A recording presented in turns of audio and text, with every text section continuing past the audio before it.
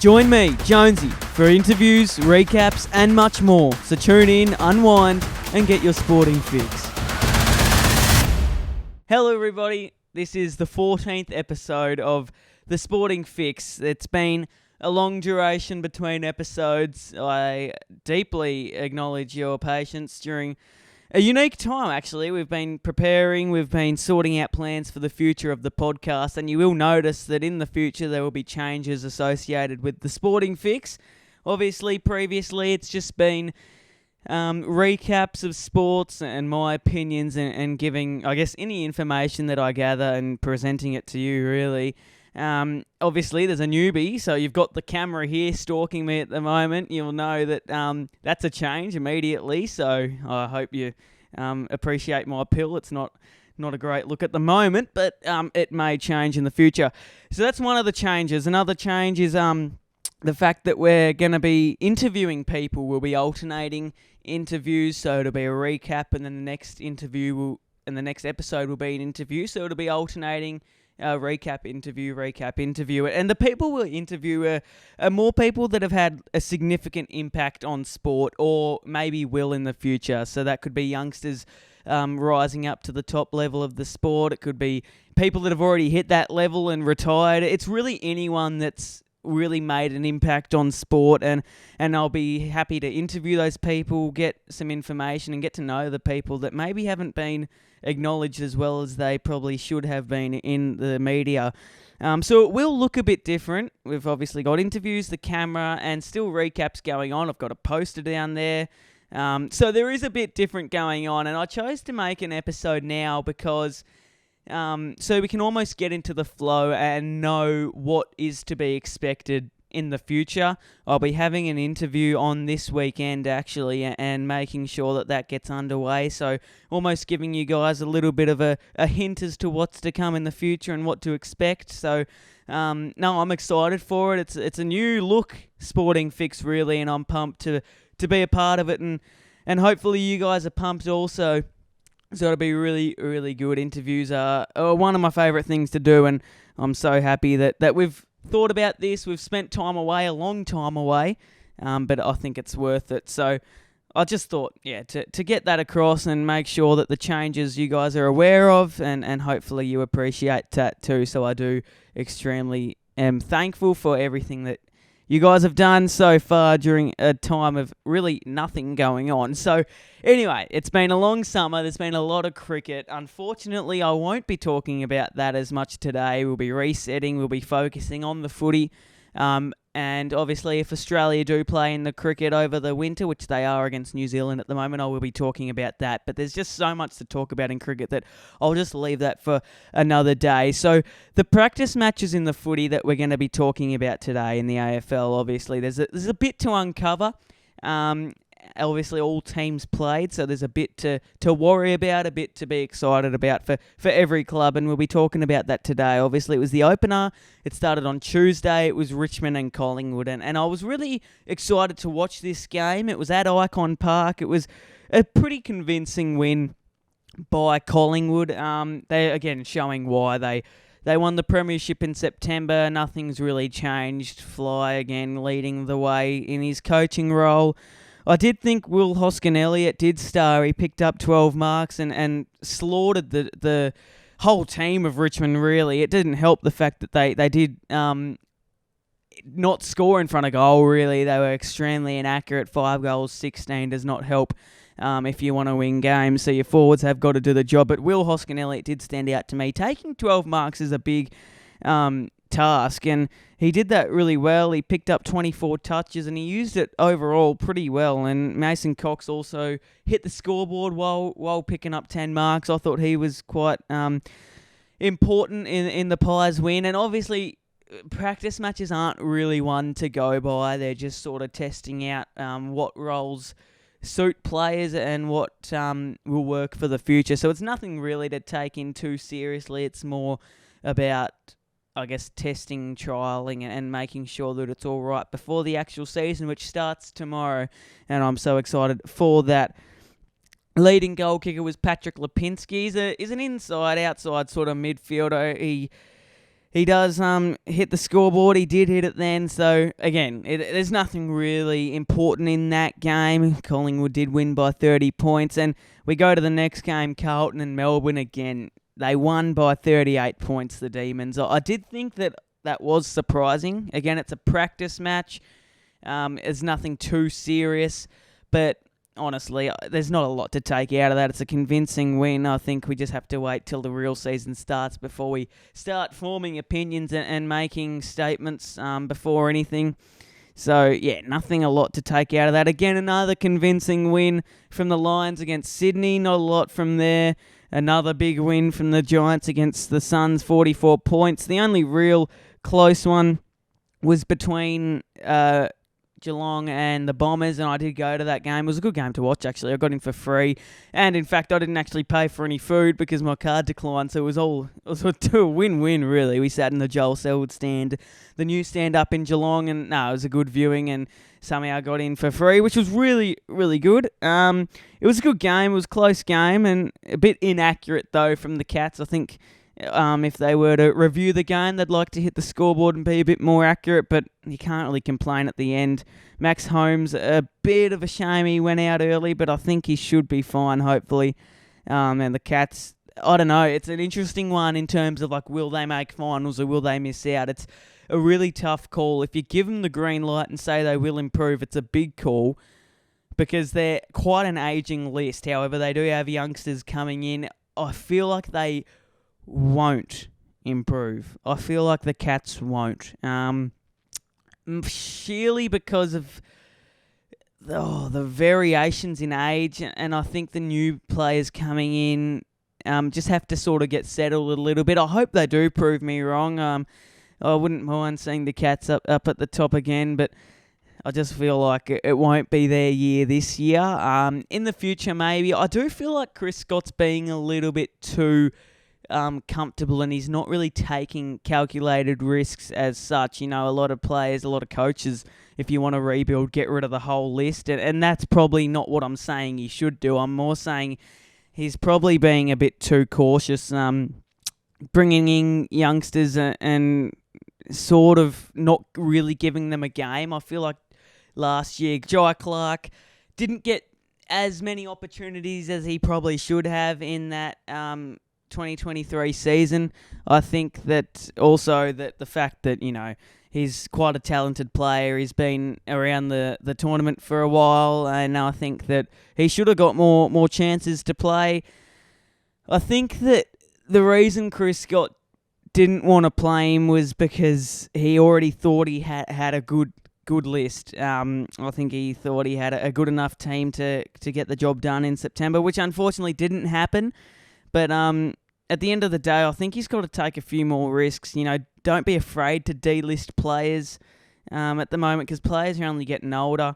And I think you got to take more risks. I think he's being a bit too safe. But you never know. He's in his 13th or 14th season. It's a long time with him, and I think he knows enough to know how to win premierships. He's done it before as coach, and I think he does know what he's doing, but I would like to see a few more risks being taken, as you see with a bit of Adam Simpson and Alistair Clarkson in the past also. So hopefully he does that if he wants his team to be a little bit more competitive. But I think the Cats will do all right, just not as good. I think they will drop down, unfortunately, but then they will hit the top again in a few years. I wouldn't expect it to be a long rebuild. I'd expect it to be a pretty short one of being sort of a mid-team, nothing too uncompetitive, but I think that they'll be quite good in the future. So, it'll be good there for the Cats. Port Adelaide beating the Dockers. Nothing really to say there apart from Power Pepper making a dumb error and 4 weeks out of the game, unfortunately for him, but it's nothing compared to Jimmy Webster, which we will get to a bit later. The Crows killing the Eagles. Nothing really to say there again. It is the Eagles. They're depleted. They could get a wooden spoon again, most likely. The Crows, I think, will go even better this year. They unfortunately missed out on finals. due to a poor, very poor, in fact, job-ending, career-ending call from the umpire. I don't think anyone really knows why he called it behind, but anyway, it is what it is. It was last year. I think the Crows will make sure that they enter the top 8 this year. This was a surprising one, the Hawks and the Dogs. This was one that did sort of surprise me. The Hawks did lose by 57 points. It was at Launceston, which they do call their fortress. And I think that I was sort of expecting the Hawks to win. There's been a bit of talk about how the Dogs will play this season, that they might be quite bad. But again, the Hawks, they've been known to climb up. People are expecting them to do quite well this year, improve quite a bit. So again, practice matches not as important, but I was expecting them to be a little bit more competitive. But Riley Sanders stood out to me. We knew he was going to be good, and he picked up 30 disposals, which was good as well. John Newcomb, 37 disposals. He is a freak. Bontempelli doing Bontempelli things and getting the job done for the Dogs. And this is the game that really, I guess, shook the AFL world. Obviously, I don't think you can go past this game without mentioning the cruel act that Jimmy Webster produced. He got given 7 weeks recently by the AFL suspension. I think it's... Look, I don't want to go down the track again, because anybody that watches that footage knows how important it is to protect the head. And he didn't do that. He chose to bump. Jai Simpkin got rid of the ball. Webster chose to bump, and he partially decapitated Jai Simpkin. Simpkin, the Roos did release a message saying Simpkin is out for a week. At least it will be a lot more. They're just saying he's ruled out of the first round, which is absolutely everyone would know. I wouldn't be surprised if he's ruled out for even more weeks. What I don't like is the fact that the AFL have issued Webster with a fine, suspension immediately. I think what they should have done is waited for Simpkin to see how long he will spend out of the game, and I think they should punish Webster accordingly. I mean, however many games, in my opinion, Jai Simpkin misses, I think Webster should get at least double that. So I think Simpkin will miss the first 3 to 4 rounds. So I think Webster should get 8 weeks at least. A lot of people are saying he should get 10 weeks. I thought 7 weeks was a lot, what's the word? It was quite cruel, I think, in a North Melbourne perspective. I think he should have got a lot more, and they were quite lenient on a bump that would, if you did that on the side of the street, you would get put behind bars for life. I mean, you just can't do that stuff. For the past few years, the AFL have been cracking down on hits to the head especially, and if you do that, that should be more than 7 weeks. It should be, as I said, 8 weeks, even more. It's just, you look at the footage, it does not get any worse. His whiplash, his neck went back, and Simpkin was knocked out before he hit the ground. It was just a disgusting sight to see, and I think there were talks about Webster was smiling or laughing, and that just makes it even worse. I mean, you just can't think of a sicker act that you'd see on a footy field than that. So Webster's out for 7 weeks. It's the big talk of the week. And he will return to the AFL versus North Melbourne again. So that will be an interesting way to return back to a game that you've been out for a long stint, even though it should be longer. Jimmy Webster will return against North Melbourne, and that will be a sight to see. I tell you what, everyone should watch that game, because I think people like Cam Zurhaar, Davies Uniacke, Tristan Sherry will be chasing him down like nothing else. What I did like from that game in a North Melbourne perspective was Zach Fisher. He's the newbie. He's the new one that's come into the team. They've chosen him. It was a good pick. 36 disposals, and he used it very nicely. What I do like, especially from North Melbourne's game, they call it the North Ball. I don't know about the name. It's quite copyright, I think, with Bazball and all sorts of that. But anyway, they've called it North Ball, and they go quick. So what they do is they actually, if the opposition team kicks a point, they just go straight from fullback and they take off either down the corridor or on the wings, and it offers no chance for the opposition to get set up and try and stop the ball from leaving their forward 50. So I do like the pace. Obviously, it won't work every time. You go through the corridor, you're going to stuff it up eventually, and it will head back in the full back for North Melbourne. So it won't work all the time. It will work maybe more often than not. If North get it to work more often than not, they will win more games, obviously. But I thought Sheasel again, Fisher again, were the ones that really stood out to me. I think that was no real surprise. Sheasel, best and fairest winner, rising star winner. You don't expect him anywhere else on that lineup. You can't think of anything else he would do apart from winning the footy. Zach Fisher, that was a good game from him. Hopefully, if he does that, North will be a lot more successful. I did like Wanganeen Miller, and I liked Riley Bonner from the Saints. I thought they did well. I didn't mind Jimmy Webster's game until really he just hit him. He hit him really bad, hit Simpkin, and that just really set it back. And yeah, I don't think anyone can go past that game without mentioning a crucial hit that, knocked out Simpkin. You can't go past that. But that's a wrap-up of the practice matches. It's a wrap-up of the hints you'll see before the season starts tomorrow night with Melbourne against Sydney. So that'll be a good game. I do think Sydney will lose with Taylor Adams out. I think, and Luke Parker, I think it will be a pretty dismal game. I mean, the opening round, I don't like it. Tradition's a big part in AFL, and I think you just got to keep round one. A lot of people do, but it is what it is. You can't change it.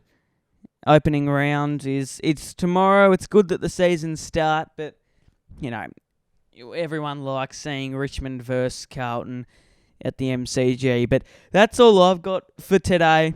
We covered the practice matches. I really wanted to make this episode one that would, I guess, lead us into more of the Sporting Fix. I wanted to explain what we were going to see. I wanted to explain the changes and what you're expecting to witness on the Sporting Fix.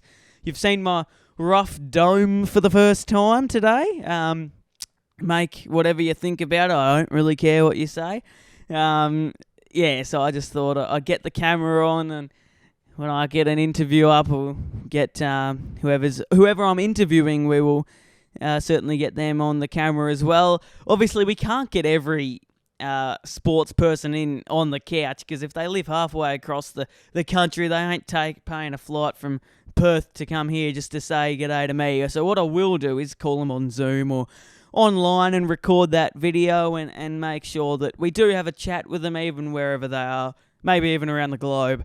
That's the goal, to get really impactful people on sport, involved with sport, and get them on the Sporting Fix and just dissect what they have done throughout their lives, the challenges, the struggles, whatever really was associated with them reaching their potential, reaching their goals. And I think it's a really important and impactful change that we've added to the Sporting Fix. Recaps alternating to the interviews. I think it's really important also. So obviously this is class as a recap. Next episode will be an interview with, I won't give you any clues as a golfer, but we'll get it on the weekend. You'll have to tune in and stay listening to the Sporting Fix with Jonesy. Have a good night.